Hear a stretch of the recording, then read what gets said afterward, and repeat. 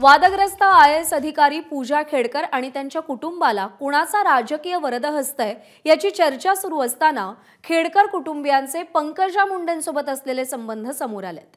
पंकजा मुंडे अध्यक्ष असलेल्या गोपीनाथ मुंडे प्रतिष्ठान या ट्रस्टला मनोरमा खेडकर यांनी 12 लाख रुपयांची देणगी दिल्याचं समोर आलंय। 3 ऑक्टोबर 2023 ला चेकद्वारे ही देणगी देण्यात आली आणि त्याचसोबत पंकजा मुंडे यांना लोकसभेची उमेदवारी मिळावी यासाठी दिलीप खेडकर यांनी पाथर्डीमधल्या मोहटा देवीला चांदीचा मुकुट देखील अर्पण केला होता। त्याचबरोबर दिलीप खेडकर यांचे भाऊ माणिक खेडकर हे 5 वर्ष भाजपचे पाथर्डी तालुका अध्यक्ष राहिलेले आहेत।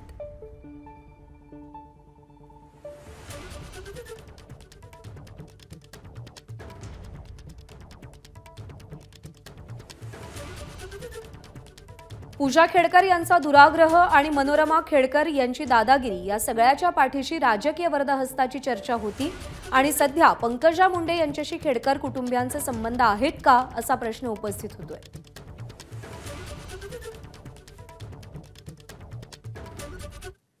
दरम्यान या संदर्भात भूमिका जाणून घेण्यासाठी एबीपी माझाने पंकजा मुंडेंशी संपर्क साधण्याचा प्रयत्न केला, तेव्हा मात्र त्यांच्याशी कोणत्याही प्रकारचा संपर्क होऊ शकलेला नाहीये।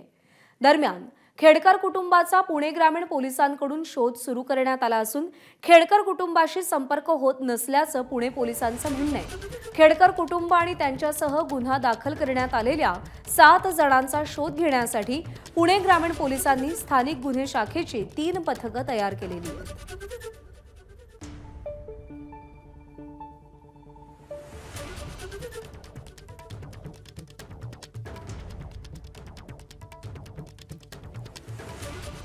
या प्रकरणाशी संबंधित चौकशी करण्यासाठी पुणे ग्रामीण पोलीस आता खेडकर कुटुंबियांचा शोध घेत आहेत, पण अजूनही त्यांचा शोध लागत नसल्याची माहिती समोर आली आहे।